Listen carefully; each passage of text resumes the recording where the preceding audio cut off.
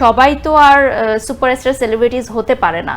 আমাদের মিডিয়াতে দেখবেন অনেক মানুষ কাজ করছে, হয়তো অনেক গুণী মানুষরাও পিছিয়ে আছেন, অনেক সুন্দরী মেয়েরা এগিয়ে যেতে পারছে না মিডিয়া সেক্টরে, পলিটিক্সের শিকার হচ্ছে।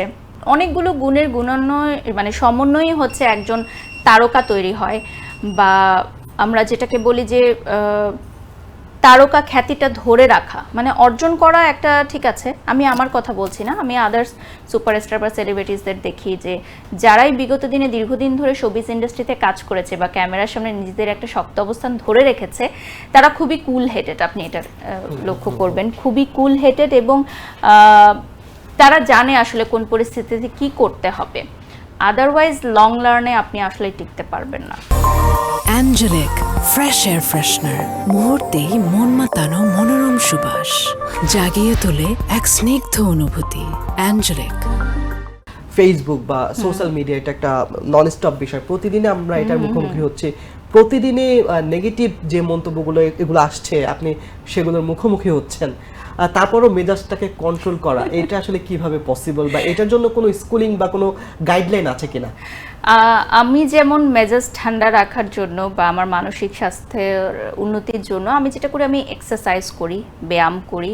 আমি শরীরচর্চা করলে কি হয়, শরীর মন দুটোই ভালো থাকে। হ্যাঁ, এবং একটা নির্দিষ্ট সময় যখন আপনি ব্যায়াম বা শরীরচর্চার জন্য দিবেন, তখন কিন্তু আপনার লাইফ রুটিনটাও খুব ডিসিপ্লিনড হয়ে যাবে। লাইক আপনাকে অনেক সকালে ঘুম থেকে উঠতে হচ্ছে, আপনাকে শরীরচর্চা করার জন্য যেতে হচ্ছে, তারপর আপনি একটা healthy lifestyle, healthy food maintain করছেন, সেটার প্রিপারেশন করতে হচ্ছে, আপনি বাড়ি থেকে বের হচ্ছেন, আসছেন। সো সময়ে যখন আপনি এত ব্যস্ত থাকবেন, তখন আসলে কে কি বললো, কে কি করলো, সেটা দিয়ে আসলে কিছু যায় আসবে না। হ্যাঁ, আমরাও তো মানুষ, তো সে জায়গা থেকে অনেক সময় দেখা যায় যে রাগ চলে আসে, কষ্টও পাই। আমরা যে কমেন্টস দেখে কষ্ট পাই না, বিষয়টা এরকম না, আমরাও তো মানুষ, কষ্ট তো পাবই। কিন্তু ওই যে এটাই তো চ্যালেঞ্জ। ছোটবেলায় কি হতে চেয়েছিলেন? আমি আসলে আমার যেহেতু স্কুল কয়েকটা চেঞ্জ আছে, আমি 3-4টা স্কুল পরিবর্তন করেছি, তো আমি মানবিক শাখার ছাত্রী ছিলাম। তো ওরকম কোনো প্ল্যানিং আসলে কখনো ছিল না যে আমি ডাক্তার তো হব, সেটা তো আগে নির্ধারণ করা হয় যে সায়েন্স আর্টস কমার্স, এটা আমি মানবিক শাখায় পড়তাম।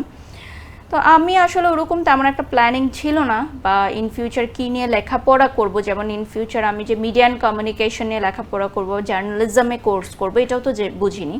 তো জার্নালিজমে যখন কোর্স করি বা মিডিয়া অ্যান্ড কমিউনিকেশনে, মাস কমিউনিকেশনে যখন স্টাডি শুরু করি, তখন ভেবেছিলাম কোনো টিভি চ্যানেলে হয়তো ক্যামেরার পেছনে কাজ করব, বা কোনো একটা হাউসে হয়তো কাজ করব, বাট ক্যামেরার পেছনে, ক্যামেরার সামনে যে কাজ করবে, এটা আসলে সত্যিকার অর্থে কখনো ভাবিনি যে আমি নিজেকে ওভাবে যোগ্য বা তৈরি করতে পারবো ক্যামেরার সামনে কাজ করার জন্য। ভাবিনি আসলে, ওরকম মানসিকতা ছিল না।